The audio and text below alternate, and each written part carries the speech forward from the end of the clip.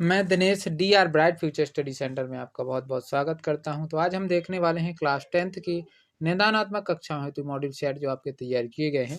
उसमें जो आपकी सीरीज चल रही थी चैप्टर 11 की अब हम बात करने वाले हैं। इसके बाद अध्याय 11 के जो क्वेश्चन है, इंपॉर्टेंट क्वेश्चन इसमें जो दिए गए हैं मॉडल सेट में, इस मॉडल पेपर में या मॉडल बुक में, तो वो हम आपको दिखाने वाले हैं।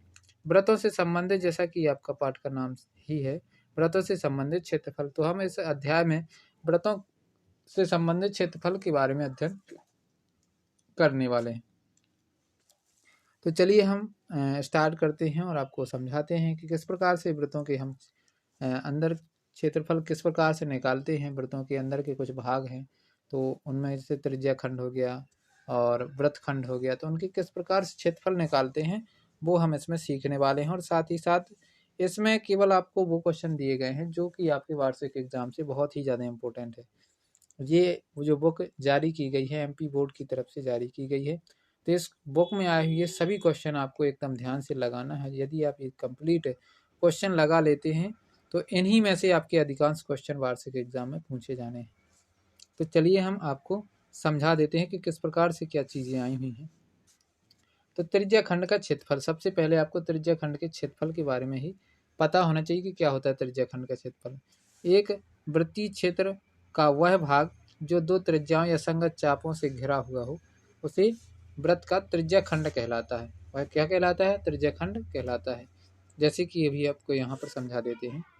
एक तरीके से हम बोल सकते हैं कि दो त्रिज्याओं द्वारा वृत्त का घेरा गया वह क्षेत्र जो केवल दो त्रिज्याओं से घिरा हो, उसको क्या बोल सकते हैं? त्रिज्या खंड। और इसमें त्रिज्या खंड का फिर दूसरा देखिए, इसमें क्या है दूसरा पॉइंट, त्रिज्या खंड का क्षेत्रफल। त्रिज्या खंड का क्षेत्रफल हम इस प्रकार से निकालेंगे, πr² इंटू थीटा बटे 360। इस सूत्र के द्वारा, इस फॉर्मूले के द्वारा हमें त्रिज्या खंड का क्षेत्रफल निकाल सकते हैं। अगला देखिए, कोण थीटा वाले त्रिज्या खंड के संगत चाप की लंबाई थीटा बटे 360 इंटू 2πr। इस प्रकार से आपको इसका निकाल लेना है। ये संगत चाप की लंबाई, संगत चाप कौन सा है? देखिए संगत चाप ये है, और ये AO और OB ये दोनों ही क्या हैं? त्रिज्याएं हैं इस वृत्त की। तो आपको ये ध्यान रखना है। अब हम बात करते हैं इसके एग्जाम्पल नंबर दूसरे की, है ना। सेकंड एग्जाम्पल में आप देख सकते हैं, त्रिज्या 4 सेंटीमीटर वाले वृत्त के त्रिज्या खंड का क्षेत्रफल ज्ञात कीजिए जिसका कोण 30 डिग्री है। साथ ही संगत दीर्घ वृत्त त्रिज्या खंड का क्षेत्रफल भी ज्ञात कीजिए। तो पहले आपको इतने का क्षेत्रफल निकालना है, फिर ये जो बाहर जो वृत्त खंड बचा हुआ है त्रिज्या खंड, उसका भी आपको क्षेत्रफल निकालना है। तो चलिए हम आपको समझाते हैं कि किस प्रकार से निकालना है। यहाँ पर आप देख सकते हैं, इसमें त्रिज्या दी गई है r और कोण दिया गया है थीटा। तो त्रिज्या खंड का क्षेत्रफल का सूत्र होता है πr² इंटू थीटा बटे 360, है ना। थीटा बटे 360 होता है, तो आप r का मान रख सकते हैं यहाँ पर, और पाई का मान रख देंगे। पाई का मान होता है 22/7 और r का मान हमें दिया है 4, है ना। तो ये मान रख देंगे यहाँ पर, आप देख सकते हैं यहाँ पाई का मान, यहाँ पर r का मान और थीटा का मान हमें 330 डिग्री दिया है। तो इस प्रकार इनके मान रख देंगे, और मान रखने के बाद इसको सॉल्व कर लेंगे, है ना। गुणा भाग जहाँ पर जो कुछ भी होना है उसको अपन अच्छे से सॉल्व करके और लगा सकते हैं, है ना। तो जो अपना आंसर आएगा वो इसका 4.19 सेंटीमीटर स्क्वायर त्रिज्या खंड का क्षेत्रफल आ जाएगा।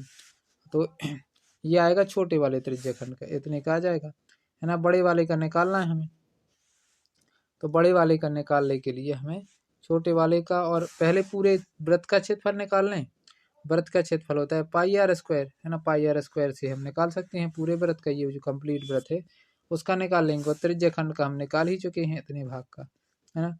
तो उस पूरे वृत्त में से इस त्रिज्या खंड के क्षेत्रफल को घटा देंगे, तो ये बाहर का जो वृत्त खंड बचा, दीर्घ वाला वृत्त खंड, त्रिज्या खंड सॉरी दीर्घ त्रिज्या खंड का क्षेत्रफल हमारा निकल आएगा।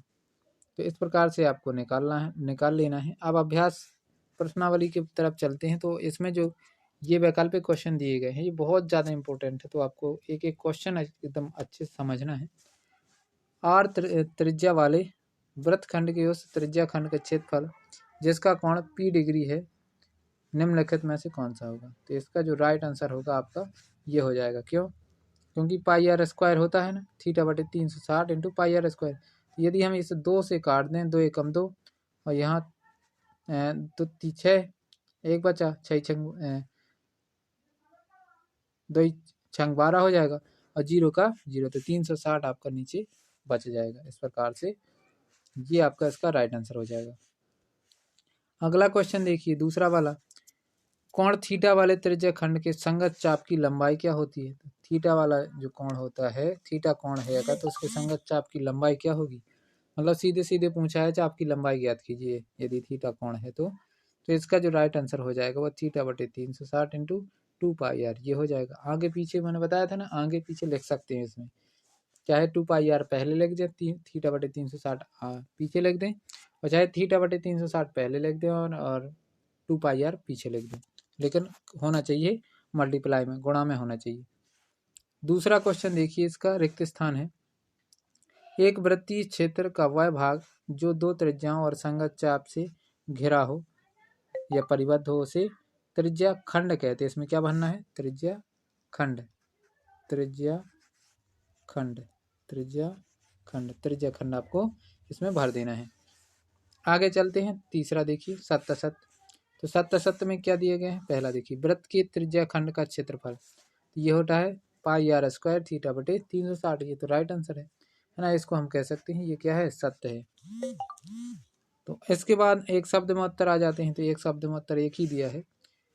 वृत्त के त्रिज्या खंड का सूत्र लिखिए, तो त्रिज्या खंड का सूत्र आपका ये लिखा है πr² इंटू थीटा बटे 360। इस प्रकार से आपको इसका क्षेत्रफल निकालने का सूत्र लिख देना त्रिज्या खंड का।